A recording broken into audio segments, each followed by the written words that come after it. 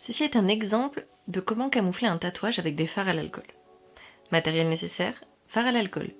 Pinceau à utiliser, pinceau lèvres, pinceau biseauté et au maximum votre 8 carré. Il vous faut analyser encore une fois le sous-ton de votre tatouage. C'est intéressant que vous essayiez toutes les techniques sur un même tatouage pour que vous puissiez voir tous les rendus différents et que vous ayez pu vous entraîner sur toute la palette des possibilités. Encore une fois, on vient tapoter avec la matière. Là, on est principalement sur les orangés, les saumons et les nuances abricots pour venir neutraliser les sous-tons de cette lune. On sera un petit peu moins fort que sur le tatouage précédent. Il est moins noir, un petit peu plus bistre. Vous voyez ?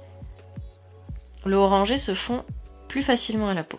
Du fait que ce soit une peau mate également, il y a plus de facilité à faire le raccord peau. Bien évidemment tapoter, mettre toutes nos nuances, jamais toute une surface avec une seule nuance, ou alors jamais d'aplat. Là, on est sur la technique du fard à l'alcool uniquement. Donc il va vous falloir faire attention à certains points. Ne pas trop imbiber votre pinceau d'alcool, sinon les couleurs vont s'enlever. Vous allez effacer ce qu'il y a en dessous, quand vous allez superposer vos couches de couleurs. Ne pas trop saturer le pinceau, sinon vous allez arracher la matière qui est en dessous. Faire attention d'avoir une sous-couche qui est sèche. Sinon, le transfert de couleur sera assez immédiat. On voit bien comment le séchage influe sur la couleur de nos fards à l'alcool. Ensuite, on vient utiliser un pinceau diffuseur et venir recréer des capitons de peau. Donc avec des nuances de peau qui vont être non uniformes. Des sombres, des clairs, des intermédiaires. Il vous faut recréer une peau, comme si vous peigniez une prothèse.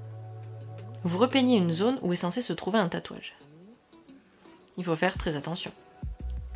Si vous avez besoin de refaire des corrections, n'hésitez pas, vous êtes au fard à l'alcool.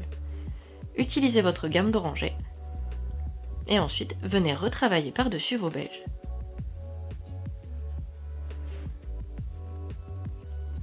Le raccord avec la peau doit être assez discret. Faites attention quand vous faites vos capitons. Il faut que les nuances soient bien choisies pour que tout aille ensemble. Un temps de séchage permet d'enlever une certaine surbrillance du fard à l'alcool. Ce dernier sera davantage mat une fois qu'il sera sec. Il est vrai qu'un fond de teint spécifique est plus simple à utiliser.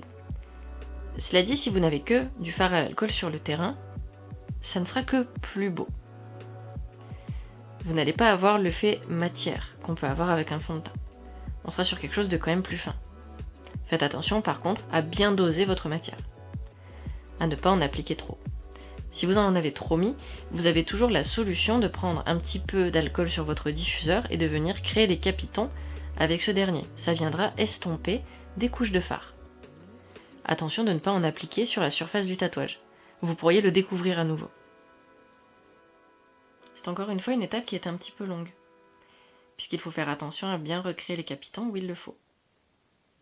Et ce n'est qu'à la toute fin que vous avez réellement un résultat satisfaisant.